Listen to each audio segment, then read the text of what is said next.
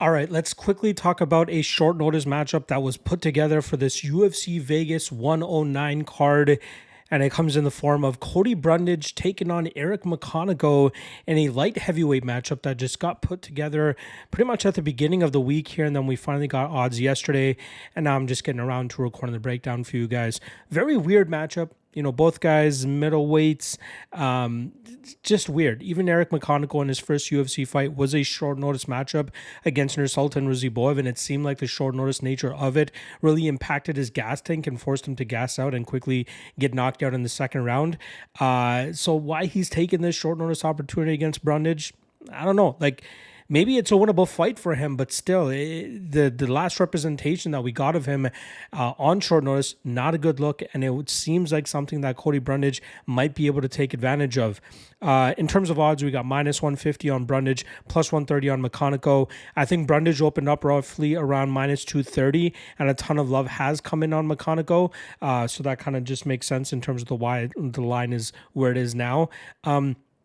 I'm not a big Brundage fan. You know, I don't think he is a guy that's going to break into the rankings. Maybe he's a guy that can deliver on some fun fights, some wacky finishes, as we've been seeing in a couple of his fights, most notably his last one against Mansour Abdul Malik, which, you know, credit to him. He was able to drag Abdul Malik deeper than Abdul Malik has ever been before. But that fight obviously ended with that weird headbutt and TKO, eventual technical decision victory for Abdul Malik, if I'm not mistaken. And then Brundage appealed it, and then it got overturned to a draw. So very weird fight there, and very weird result. Brundage is kind of strayed from being that wrestler that he used to be earlier on in his career. He's comfortable with throwing just big power now, dragging other fighters into chaos and really just letting go with his power from there. Whereas McConico, BJJ brown belt, but has some slick striking, likes to throw a flying knee often to try to create a little bit of chaos, and then he can kind of take advantage of his opponents reeling from that. Usually McConico has good cardio, but again, short notice has not looked great for him in the past, and this might be somewhere where Brundage could take advantage of that. So no real confidence on either side considering the super short notice nature of this matchup, but I will still lean with the Brundage side of things.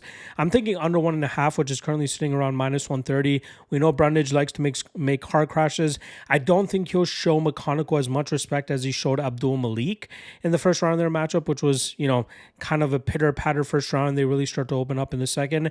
I think both these guys will try to get after it sooner than later, knowing the short notice nature of this matchup and the fact that their gas tank might suffer from it should this fight go into the second round. So the under 1.5 would kind of be the angle that I take on this matchup. In terms of a prediction, I'm going to go Brundage. I'm going to go Brundage by knockout.